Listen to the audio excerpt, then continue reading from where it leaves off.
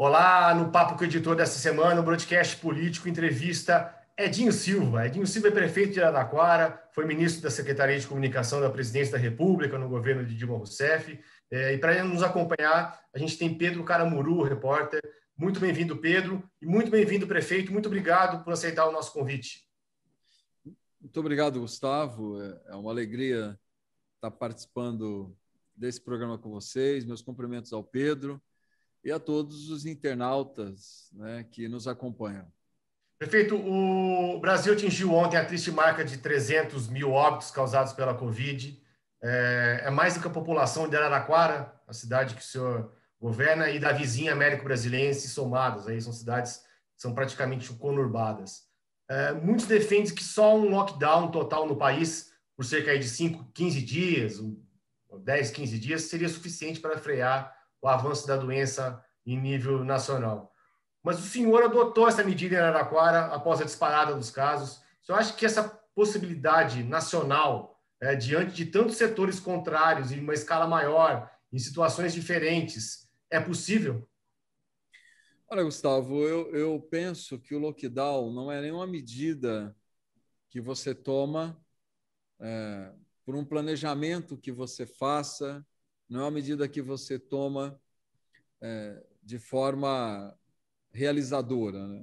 Ao contrário, o lockdown é uma medida muito difícil, ela é muito dura, ela para a economia local, né? Isso significa não só que os pequenos, os médios empresários, os prestadores de serviços, empreendedores individuais, não só esses setores que já estão pagando um preço altíssimo, né, desde 2020, são penalizados, mas as famílias que hoje estão em vulnerabilidade também são penalizadas, porque geralmente são famílias que vivem do subemprego, né, do famoso bico, mas a prefeitura também é penalizada porque ela arrebenta a sua arrecadação própria, né? Mas é uma medida que ela é impositiva, né? Ela se impõe pela realidade, ela se impõe quando você vê, no nosso caso, a curva de contaminação crescendo, só para que o internauta entenda, né? Na última semana de janeiro, o nosso sistema de monitoramento da pandemia aqui em Araraquara, né, que nós montamos, nós temos inclusive um centro municipal de pesquisa, de monitoramento. A cidade ela acertou muito em 2020 no combate à pandemia, tanto é que nós fomos a menor letalidade do estado de São Paulo e a terceira menor do Brasil. Então, nosso sistema ele funciona, e foi por ele funcionar que nós detectamos um avanço abrupto na curva de contaminação.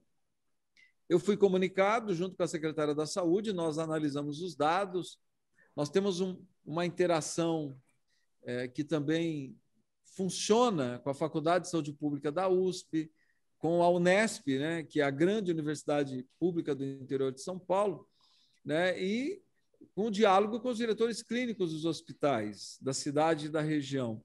E a análise foi uma só, né? Alguma coisa de errado está acontecendo. Remetemos as amostras ao IMT, o Instituto de Medicina Tropical da USP, e rapidamente tivemos a devolutiva que a curva ela era devido à nova cepa, a mutação do coronavírus brasileira, né, e a cepa de Manaus, a P1, que ela estava já provocando contaminação em Araraquara. Nós olhamos para Manaus, vimos o que tinha acontecido em Manaus, rapidamente começamos a trabalhar para ampliação de leitos, né? Fomos atrás das indústrias de produção de usina de oxigênio, porque você não tem usina de oxigênio na prateleira. Fizemos os pedidos, porque uma usina, mesmo trabalhando em ritmo acelerado, são 20, 30 dias para que ela seja fabricada. Corremos atrás das empresas que fornecem oxigênio por cilindros, fizemos pedidos, corremos atrás das empresas de insumos, enfim, tomamos as medidas necessárias para que nós pudéssemos garantir a assistência. E, claro, equipe médica, que é o grande desafio quando você vai ampliar leitos. E colocamos a cidade na fase vermelha do Plano São Paulo. O que aconteceu, Gustavo e Pedro e internautas? Mesmo com uma semana na fase vermelha, a média móvel diária de contaminação não caía, ela não cedia, a pandemia não cedia. Foi quando, novamente, conversando com os profissionais da área de saúde, com os pesquisadores, chegamos à conclusão que nós tínhamos que endurecer mais nas medidas de isolamento.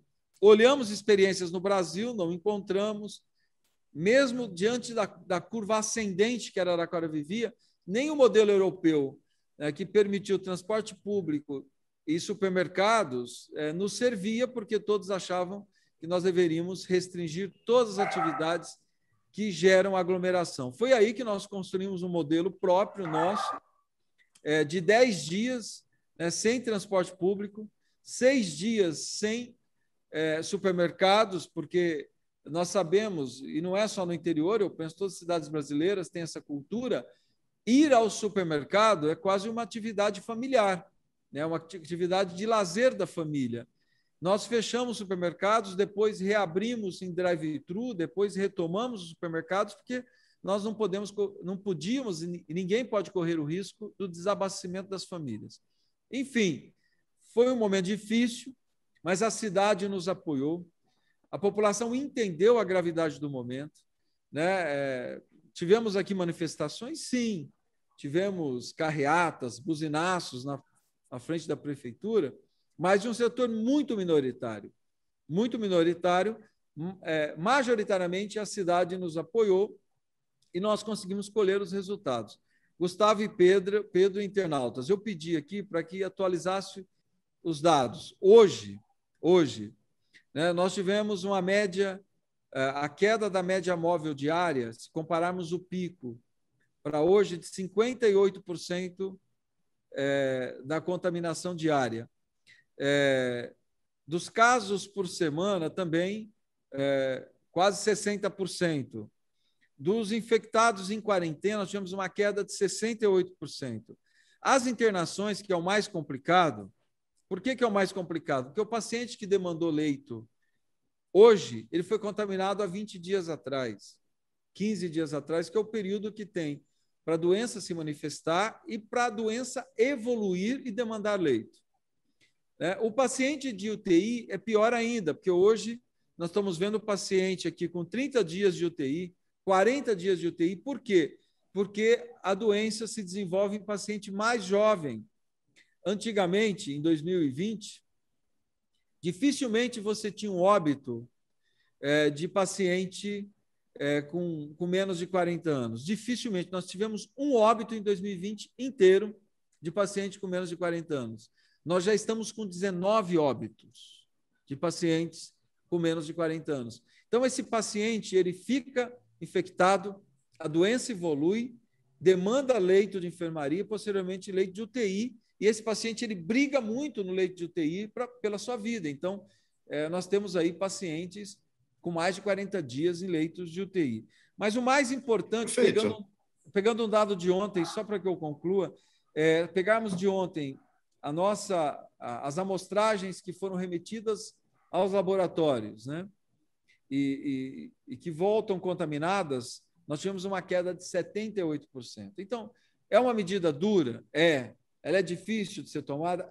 Mas efetivamente, se você não tem vacinação em massa, a única forma de você derrubar a curva de contaminação e, consequentemente, demanda por leitos, o risco de colapso do sistema de saúde e óbitos, a única medida que você tem é o isolamento social.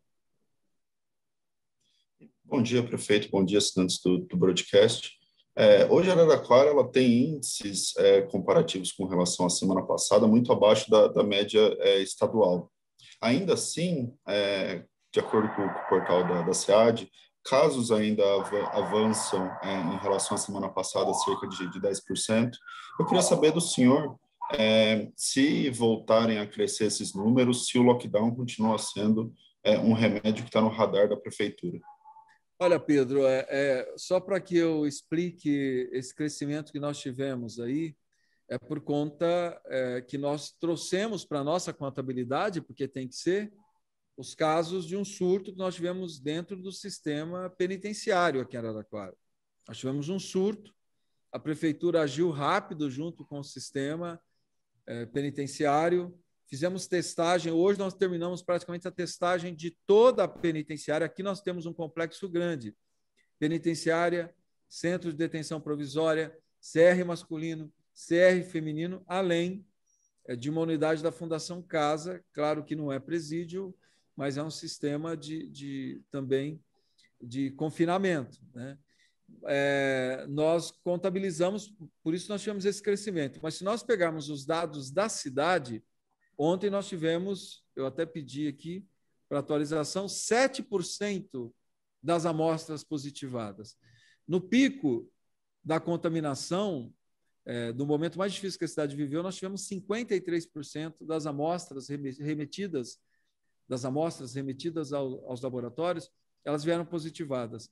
Ontem nós tivemos 7%. É uma queda inquestionável, mas, claro, nós estamos preocupados, Pedro, só para você saber, nós estamos extremamente preocupados com o feriado da Páscoa, porque São Paulo fechou em lockdown, Baixada Santista fechou em lockdown, medidas estão sendo tomadas também no litoral norte. Qual é a leitura simples?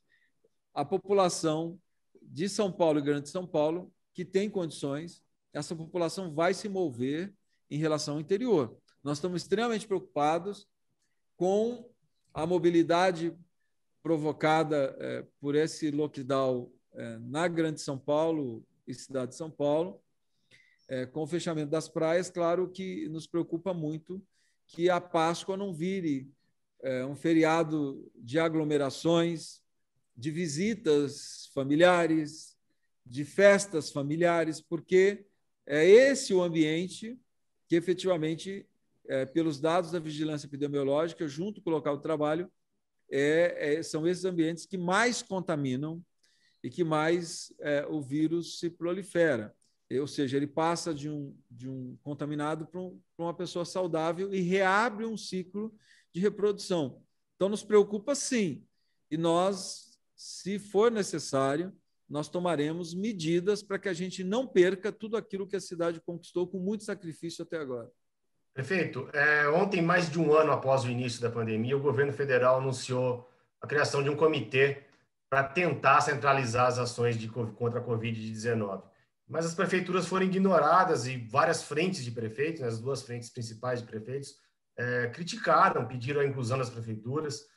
Que avaliação do senhor, que já foi do governo federal, faz sobre a reunião de ontem, sobre as ausências de prefeitos e o que esperar dessa união aí anunciada pelos poderes? Gustavo, eu tenho feito um esforço muito grande, e quem acompanha sabe que isso é verdadeiro e é real, de não politização da pandemia, porque toda vez que você politiza, quem perde lá na frente é a população, porque você está falando de mortes. Mas é claro, na minha avaliação, que o governo federal tem errado muito. Eu vou te falar até, como você mencionou, de alguém que já esteve na estrutura do governo federal. Nós temos uma vigilância, ou as vigilâncias, que funcionam. As vigilâncias do governo federal, tanto a sanitária como a epidemiológica, elas funcionam, e funcionam bem. A Anvisa funciona muito. A Fiocruz é exemplo para o mundo todo. A Fiocruz e o Butantan são institutos que poucos países do mundo têm similar. Então, se você tem uma estrutura como essa de pesquisa, de monitoramento, e quando nós vimos Manaus, isso é simples o raciocínio. Quando você vê Manaus, a USP havia isolado o vírus de Manaus, tinha detectado que era uma mutação do vírus, que essa mutação ela era mais violenta. O que o governo deveria ter feito lá em dezembro? Liberado recursos para ampliação de leitos, porque olhando Manaus, era nítido que precisaríamos de ampliação de leitos, dado start para as indústrias que fabricam usinas de oxigênio, para as empresas que vazam oxigênio em alta pressão, porque nós vimos Manaus as pessoas morrendo sem oxigênio. E, claro, ter acionado municípios e estados para geração de leitos, que era o básico, para que se tivesse tempo para se montar equipes médicas. O governo ignorou Manaus. Agora, o governo certamente recebeu informações sobre Manaus. E tem algo que é lógico e que é interpretativo, é racional. Manaus, nós temos a Zona Franca de Manaus. Eu não sei o dado correto, mas certamente 80% ou mais dos eletrônicos brasileiros saem de Manaus, das motocicletas, das bicicletas e assim por diante. Portanto, Manaus tem centenas de empresas de logística que dialogam, que interagem com Manaus todos os dias. É claro que essa cepa tem, por consequência, um sistema logístico de disseminação. Então, era nítido, estava desenhado, desculpa aqui a obviedade, estava desenhado que Manaus seria transportada, a situação de Manaus seria transportada para o Brasil inteiro. E, claro, o governo ali tinha tempo de dar celeridade ao processo de vacinação. Nada foi feito. As medidas preventivas não foram tomadas, as medidas estruturais não foram tomadas, não se informou o Brasil da gravidade do que estava por vir, e nós estamos vivendo hoje a maior tragédia humanitária da nossa história. Então, o governo erra, e ele erra por politizar algo que não deve ser politizado. Ele erra por fazer disputa política em algo que não é objeto de disputa política. Quando você vive uma tragédia humanitária como essa, você tem que unificar o país.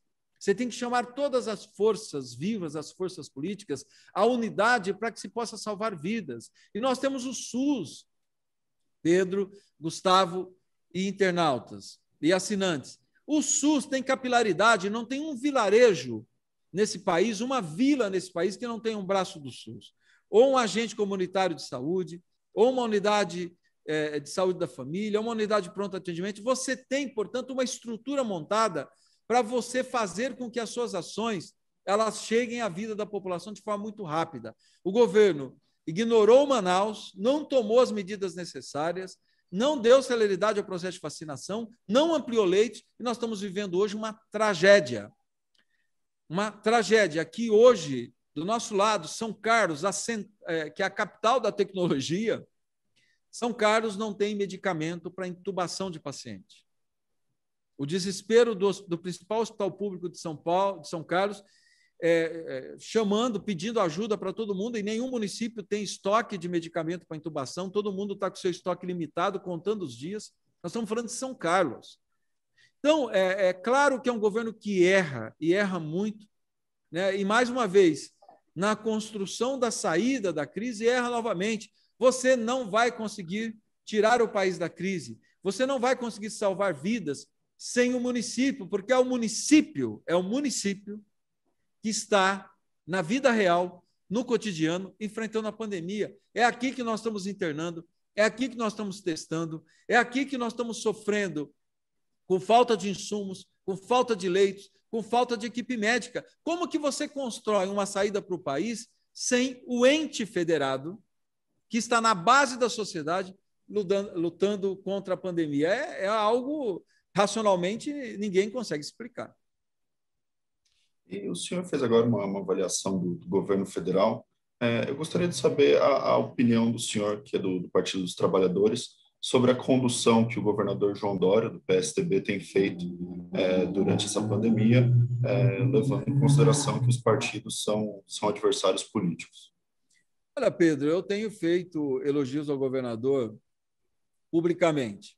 Acho que em algumas coisas ele erra, e já disse isso, inclusive, também a ele, né? Mas claro que é nítido que o Estado de São Paulo tem uma estratégia. Você pode questionar se a estratégia, em alguns pontos, ela está errada, em alguns pontos ela está equivocada. Você pode questionar, é inegável, é um direito que todo mundo tem. Mas é claro que São Paulo tem uma estratégia para lidar com a pandemia. Tem uma estratégia. São Paulo saiu na frente na produção de vacinas. Hoje, se o Brasil teve, há meses atrás, o lançamento de uma proposta de vacinação, se deve muito ao Instituto Butantan, que é um patrimônio do povo brasileiro, mas também é um instituto gerenciado pelo governo de São Paulo. E, para mim, na minha avaliação, também não tenho relação política nenhuma. O Dimas Covas, certamente, hoje, é uma das figuras mais importantes no enfrentamento à pandemia do nosso país. Então, eu não tenho politizado. Se eu tivesse que se eu fosse, né, do dia a dia do governador, muitas coisas eu diria a ele para fazer diferente, né? Mas certamente São Paulo tem uma estratégia de enfrentamento à pandemia e, como eu já disse, o governador de São Paulo não foi meu candidato, não fiz campanha para ele, né? Temos uma visão diferente de construção de projeto para a sociedade, mas é inegável que, diante de tudo que o Brasil está vivendo, São Paulo tem claramente uma estratégia de manejo com a pandemia. O senhor enfrentou, o senhor estava no governo da presidente Dilma Rousseff, no pior momento do governo dela, que foi marcado pelo processo de impeachment da presidente, do afastamento dela do cargo. Eu queria saber, no atual cenário, apesar de mais 50 pedidos, assim, é muito difícil, aparentemente, né, que um processo aconteça com o presidente Bolsonaro de impeachment. Enfim, tem vários motivos não faltam para abertura, mas não há um clima político, né? Uma decisão política é bem difícil, isso já não foi feito nem com o Rodrigo Maia, não deve ser feito muito menos com o Arthur Lira. Para o PT, prefeito, levando em conta que falta um pouco mais de um ano para o início da corrida eleitoral presidencial em 2022, é melhor um processo de impeachment agora, ou é melhor que o presidente possa perder popularidade diante dos tropeços que ele vem tendo, né, e facilitar o caminho ou a oposição retome o poder? Olha, Gustavo, eu penso que o momento que nós estamos vendo hoje, a prioridade do Brasil é salvar vidas. Nós batemos ontem 300 mil mortes. Ou seja, vou repetir aqui, se nada for feito em caráter emergencial, e nada for feito, na minha avaliação, o que é? É você abrir leitos em caráter emergencial. Portanto, é liberar recursos para que o Brasil produza leitos. Olha a barbaridade que nós estamos vivendo, né? Já em dezembro se anunciava algo muito ruim que o Brasil iria viver. O governo descredenciou leitos. Em vez dele ampliar leitos, ele descredenciou o leito SUS para o atendimento Covid. Então, hoje, e aí ele anuncia que ele recredenciou os mesmos leitos do ano passado, só que nós estamos vivendo uma segunda onda que ela é infinitamente pior, né, do ponto de vista da saúde pública, da agressividade, do que o que nós vivenciamos no ano passado. Então, o governo deveria, em caráter emergencial, liberar recursos para a produção de leitos. Em Araraquara, nós já produzimos mais de 100 leitos, com recurso próprio. E, claro, por isso que eu faço elogios públicos ao governo de São Paulo, ao governador João Dória, que a única ajuda que nós recebemos foi do governo de São Paulo. O único recurso que nós estamos recebendo, claro, ele é insuficiente, ele não cobre o custeio dos leitos, mas a única ajuda que nós recebemos foi do governo de São Paulo, tanto para leitos de enfermaria como de suporte respiratório. Mas é preciso liberar recursos para a produção de leitos. A Prefeitura de Araraquara está produzindo leitos com recurso próprio, né? E olha as contradições, Gustavo e Pedro. O ano passado nós tivemos decreto de calamidade pública. Então, tudo que eu empenhava no enfrentamento à pandemia, eu contabilizava fora do meu orçamento. Esse ano, olha, eu não, racionalmente, me desculpem, eu não consigo entender. Não tem decreto de calamidade pública.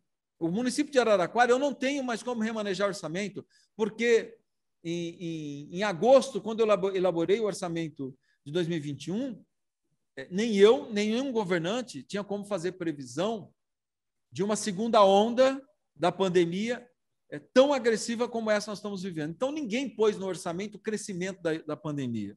Então, nós estamos remanejando o orçamento no mês de março para poder dar conta de empenho para enfrentamento à pandemia, porque não tem decreto de calamidade pública para que eu possa fazer uma contabilidade separada.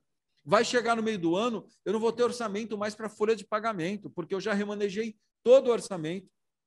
Até o mês de maio, a nossa previsão para o orçamento de Araraquara, que é pouquinho acima de 1 bi, eu já remanejei até maio 50 milhões só para o enfrentamento à pandemia.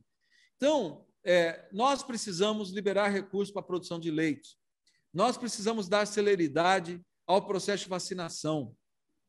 Na minha opinião, nós deveríamos lançar imediatamente uma linha de crédito para que nós pudéssemos socorrer o pequeno, médio empresário, o prestador de serviço, o trabalhador autônomo, que é quem mais está sofrendo nesse momento com a pandemia. Nós não temos linha de crédito. Olha, e me desculpem aqui, só para eu fazer um recorte. O Brasil está na contramão do que o mundo está fazendo. Eu vou rapidamente explicar o que eu penso. Não existe contradição entre economia e vida. Essa é uma falsa contradição. A economia brasileira ela está derretendo por conta da instabilidade, repito, a economia brasileira está derretendo por conta da instabilidade gerada pela pandemia. Portanto, a economia não vai voltar a crescer se nós não tirarmos o país dessa instabilidade. Então, com instabilidade, não tem nenhum exemplo no planeta de economia que voltou a crescer. Então, nesse momento, a prioridade é enfrentar a pandemia, é ter um plano de vacinação. Enquanto nós não tivermos vencido a pandemia, que eu acho que vai ser um processo mais longo do que 2021, nós temos que ter governabilidade sobre ela. O que é governabilidade sobre uma pandemia? É você não ter colapso do sistema de saúde, é você não ter cenas dantescas semelhantes a um genocídio. Isso é você ter estabilidade, é você ter gestão sobre a pandemia. Com gestão sobre a pandemia, nós voltaremos a crescer a economia. Sem gestão sobre a pandemia, sem um ambiente de estabilidade, a economia não vai voltar. Então, essa contradição ela é falsa, ela é mentirosa. A economia só vai voltar a crescer se nós tivermos estabilidade. E estabilidade é antagônico à pandemia. Então, dito isso, o que o mundo está fazendo? Vacinação para chegar a esse ambiente de estabilidade e medidas de irrigação monetária para que as coisas continuem funcionando. É linha de crédito. Então, os americanos lançam um pacote de mais de 3 trilhões de dólares para a recuperação da economia e dão celeridade à vacinação. A China faz o mesmo, os principais países da Europa fazem o mesmo, o Brasil não. Não tem processo de vacinação, ou um processo célere de vacinação, não tem uma estratégia econômica para que os setores econômicos mais fragilizados possam sobreviver e, com isso, minimamente, nós mantemos um nível razoável de emprego, o que significa não aumento da miséria, da pobreza, da exclusão, da violência e de todas as mazelas que o desemprego acaba gerando. Então, saída para o PT. A saída para o PT vai se lançar, então, Lula candidato em 2022, com essas bandeiras sob a sua candidatura? Pedro, só para que eu conclua a questão, para o Gustavo não achar que eu estou fugindo. Não, a tua questão é boa. O que eu penso é o seguinte, o que eu quero nesse momento, e acho que o povo brasileiro todo quer, é que nós possamos salvar vidas. Então, eu não acho que um ambiente de impeachment nesse momento ajudaria a salvarmos vidas. Eu gostaria muito mesmo, que o Rodrigo Pacheco, que o Arthur Lira, que o ministro Fux, que os representantes dos poderes no Brasil pactuassem, né, um plano minimamente para tirar o Brasil dessa situação e tentasse, dessa forma, um processo de convencimento, né, do Executivo. Porque, senão, o que nós vamos viver, o presidente não gosta quando fala, mas é verdade, nós vamos ver um genocídio, é o extermínio da nação brasileira. Nós vamos chegar, se nada foi feito, eu estava dizendo, nós vamos chegar em maio, escutem o que eu estou falando para vocês, na casa dos 350 mil mortos. Nós já somos o país de maior letalidade no planeta. Maior letalidade no planeta já é do Brasil.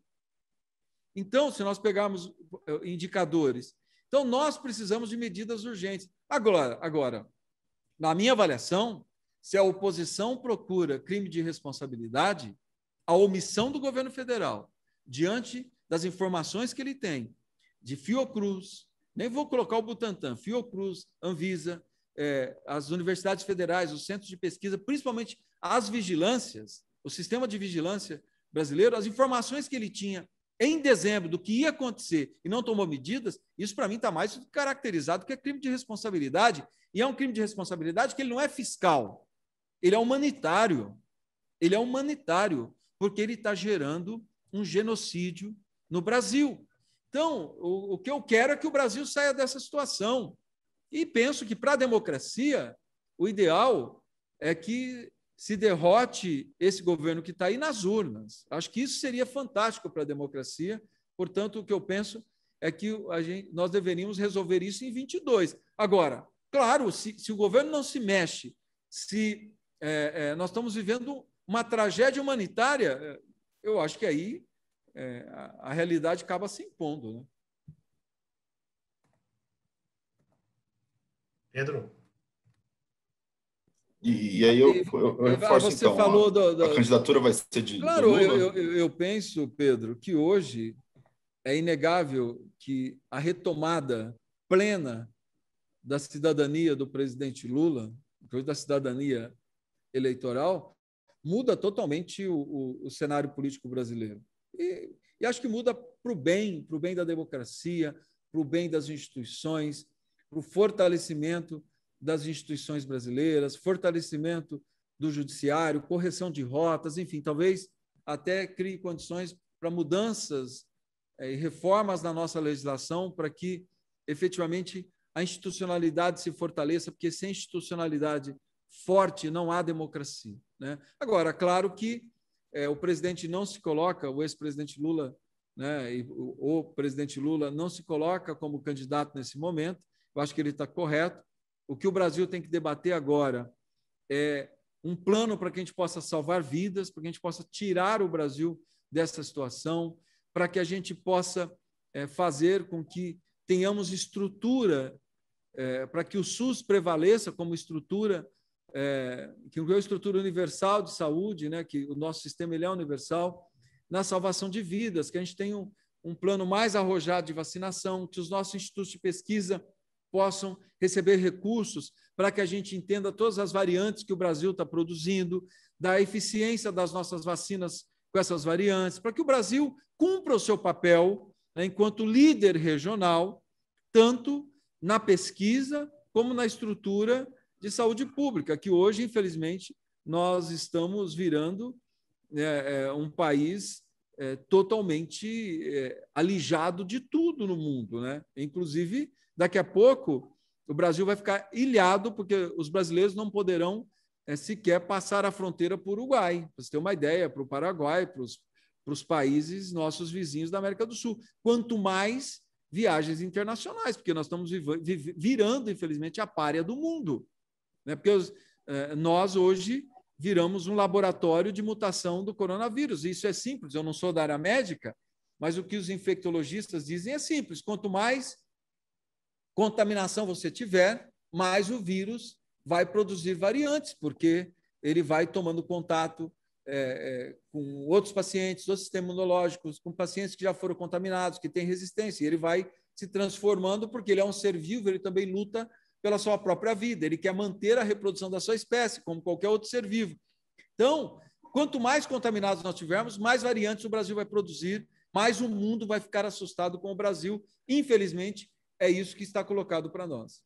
Prefeito, a gente está caminhando para o final do nosso programa dessa semana, mas eu queria fazer uma última pergunta para o senhor. É lógico que a gente está falando sobre essas questões humanitárias, sanitárias, mas eu queria insistir na questão política, já que a gente está em 2022 aí, não é inevitável que tenha uma campanha política. O senhor foi um dos articuladores para trazer no passado setores empresariais para dar o suporte ao PT e a eleição vitoriosa, a primeira eleição vitoriosa de Lula em 2002. A candidatura dele ou do PT teria qual perfil 20 anos depois? Com vice do setor empresarial, como foi o José Alencar, com apoio do Centrão, que depois se mostrou um bloco político que derrubou Dilma, que ajudou a derrubar Dilma, né? Ou com uma frente ampla de esquerda que não deu certo no passado, e que pode ter aí o perder votos, né, no setor mais conservador da sociedade. Gustavo, eu penso que o desafio do Brasil hoje ele é imenso, né? Como eu já falei muito de pandemia, eu penso que essa é a prioridade zero do Brasil, é ter um plano que equacione a pandemia, porque eu não sei se ela termina em 2021, nem aqui nem no mundo, não sei mesmo por conta das variantes, mas nós precisamos equacionar, nós precisamos ter segurança e gerar estabilidade para que a economia volte a crescer, porque a situação do Brasil hoje ela é drástica e nós estamos derretendo, né? Literalmente derretendo. Então, a prioridade nesse momento é enfrentar a pandemia. Mas, claro, eu penso que 2022 está colocado.